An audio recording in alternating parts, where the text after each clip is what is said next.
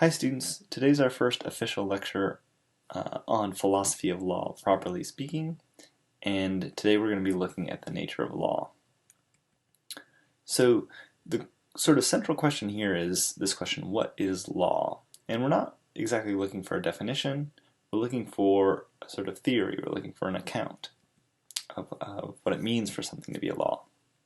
So when we look at something like rules that prohibit theft and murder, these are paradigmatic examples of laws, but we might want to know what is it that makes them laws. To know what makes something a law, we might want to look not at the paradigmatic examples of law, but at some laws that are maybe less obviously law.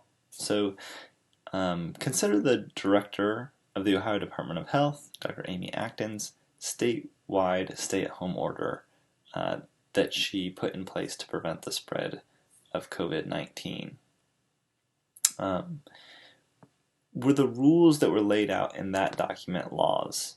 So this is actually like sort of an interesting case, right? We all agree that theft and murder are laws, but when someone like the director of the Ohio Department of Health creates some order in a pandemic, is that order have the force of law, or should we say something else about that order? Maybe that is a little bit less clear. And so maybe by looking at this kind of case, we can learn a little something about what counts as a law. So I think to answer the question we just asked, sort of were those rules laws, we might need to know a little bit more about the order.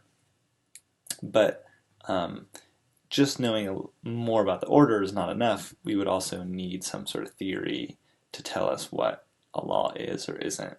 And that's what we're going to look at today, a couple different theories. The first theory that we're going to look at is one that comes from John Austin, and he's what's called a legal positivist. We'll talk more about that in a second. He was sort of maybe like the first person to get the sort of debate that we're talking about today jump-started. So John Austin said that what a law is it's a command of a sovereign that's backed by force. So here we've got this sort of picture of John Austin, and his criteria for what a law is has these three parts. It's got to be a command, something sort of said not by just anyone, by a sovereign, and just because a sovereign commands something doesn't mean that it's necessarily a law unless you've got force to back it up. Now, as I mentioned just a minute ago, this view is going to be a version of legal positivism, legal positivism is a family of theories on which the existence and authoritativeness or validity of law doesn't depend on moral facts or moral principles. So Austin is responding in a way to a view called natural law theory, which we'll look at in a second. And that theory says that whether something's a law does depend on the moral facts or the moral principles. So Austin's kind of just denying that theory. According to positivists like Austin, the existence of the law is one thing, and its merit or demerit another. So as you can see by Austin's definition, right, he doesn't say that these commands have to be good ones. It's just anything that the sovereign commands and can enforce, that is the law. So whether or not law exists is one issue, whether or not a law is a good one is another issue. Okay, so if we look at Austin's theory and then we look at the stay-at-home order, we see that Dr. Acton's stay-at-home order, Dr. Acton, I guess I should say, isn't a sovereign, right? She's not, on Austin's view, what a sovereign is someone who is in the habit of being obeyed, but doesn't himself or herself have to obey other people. And Dr. Acton just like isn't in that position, right? She does have to obey other people, but she is in a position of authority, so that's something going for her. But I think if we look at Austin's theory, we would say that the stay-at-home order doesn't count as a law on Austin's view. So that's maybe a problem for Austin's view, just because the stay-at-home order, maybe it does seem like a law. Like when we think about it, think, oh, well, if we leave our house and go to a party and the police catch us and they could arrest us, they could fine us. And that makes it seem like, well, yeah, that stay-at-home order is a law. And so this is a kind of maybe strike against Austin's view. So we're going to put a strike over Austin.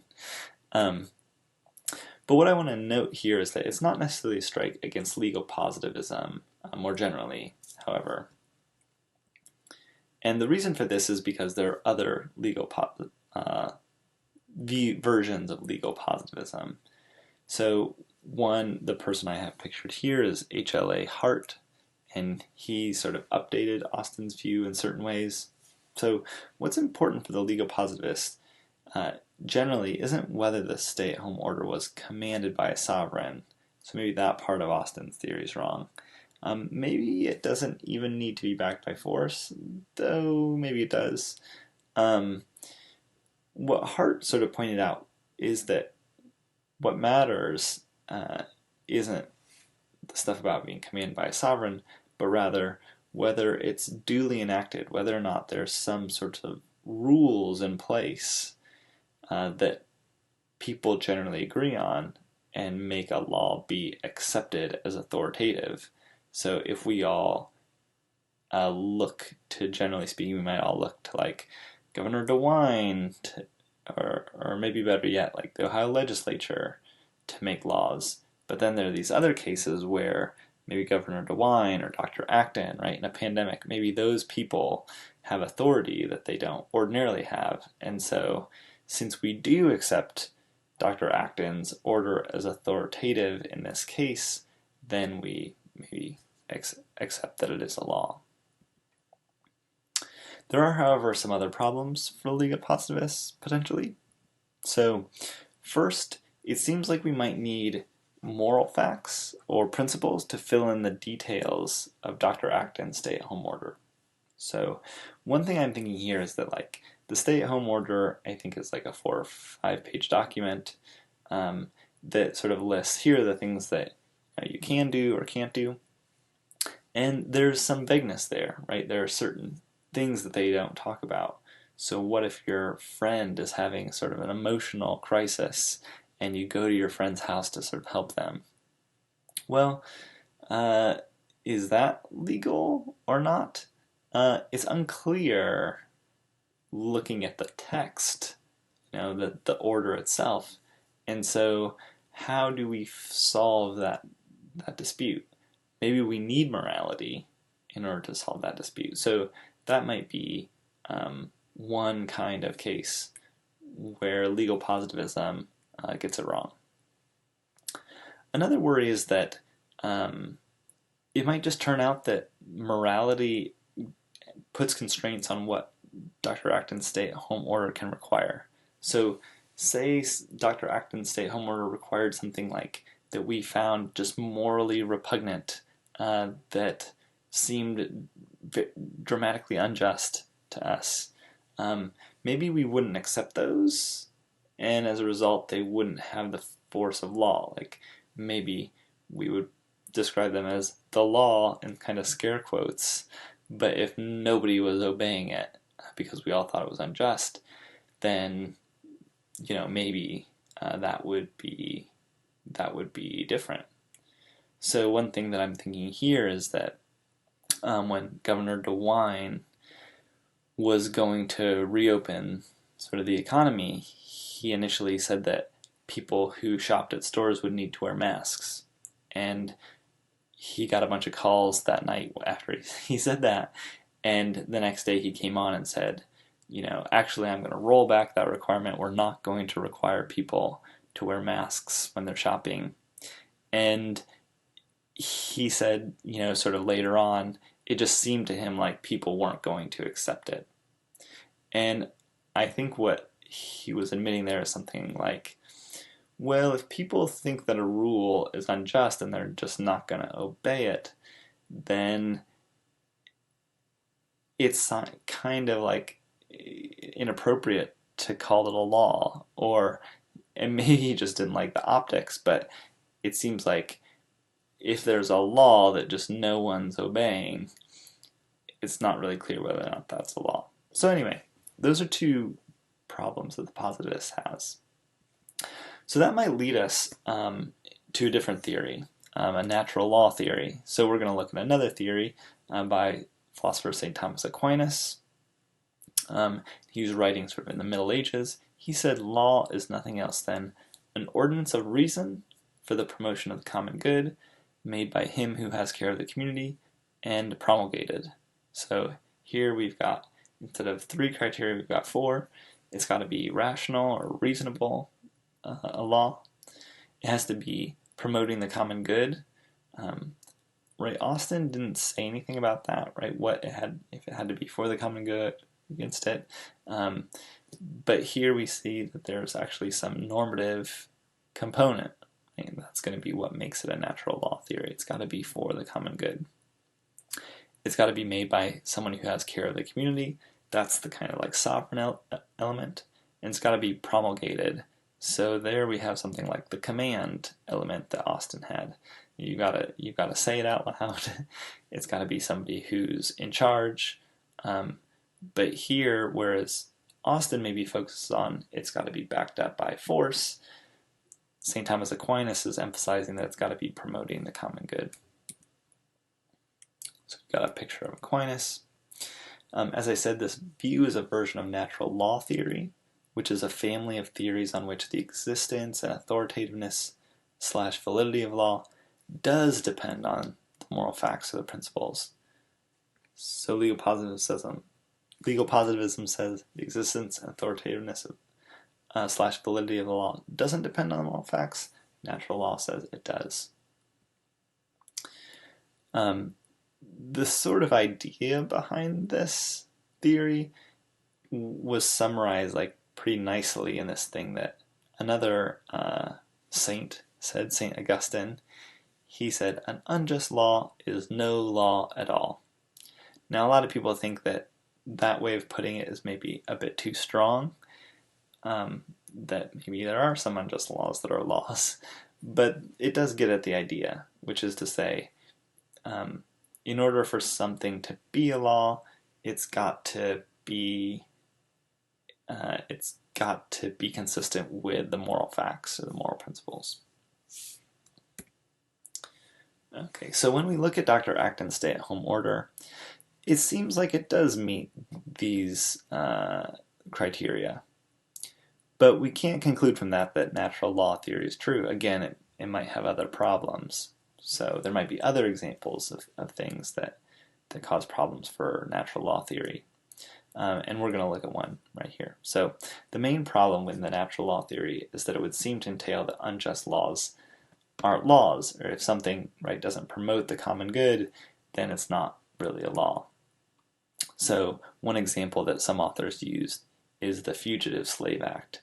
And while I wish the Fugitive Slave Act hadn't been a law, it would be weird for me to say that the Fugitive Slave Act just wasn't a law at all. And so, insofar as the natural law theory seems forced to say that the Fugitive Slave Act wasn't a law, it seems like there's a problem for that theory. So this is definitely a strike against the natural law theory, at least certain versions, right? An unjust law is no law at all. That probably isn't true.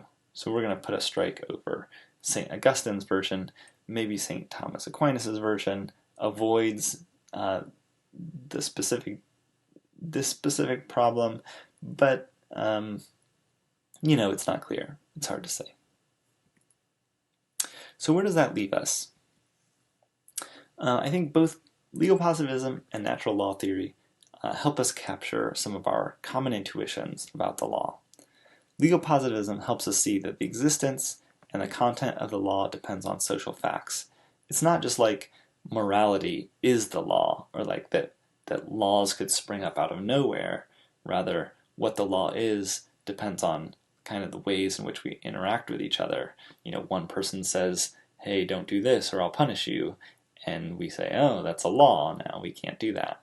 And so it does seem right to say that the existence and the content of the law depends in large part on the social facts. What the natural law theory helps us to see, at least one thing it helps us to see, is that laws can be better or worse, right, depending on the degree to which they promote the common good. So we can have really good laws, we can have really bad laws, and legal positivism can't really explain which laws are good or bad, but natural law theory does seem to be able to do that. That being said, it's not really clear which of these views is superior. So as we look forward to next time, we want to begin to sort of sort that out. So one way to begin to figure it out,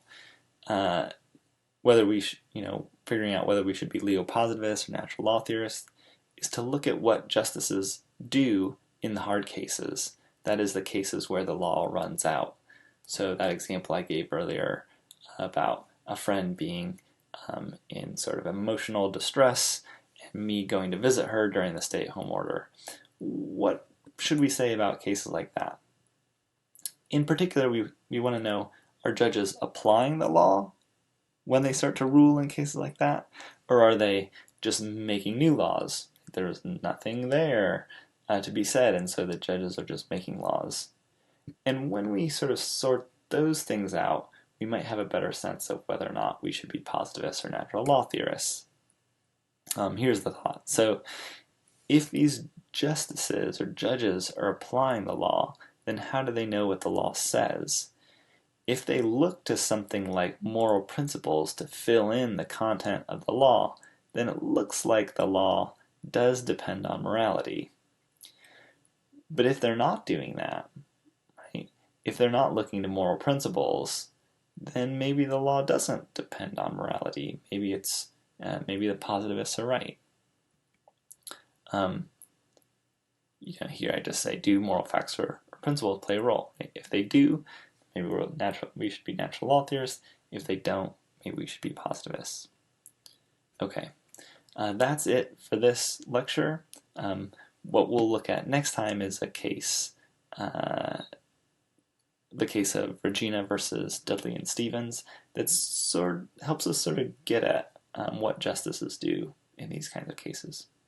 All right, we'll see you then.